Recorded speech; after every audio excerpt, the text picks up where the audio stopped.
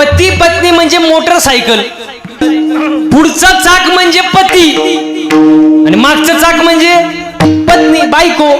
पुढचं नवरा, मागचं बायको. पण मागचं चाक जरा भाऊ खात.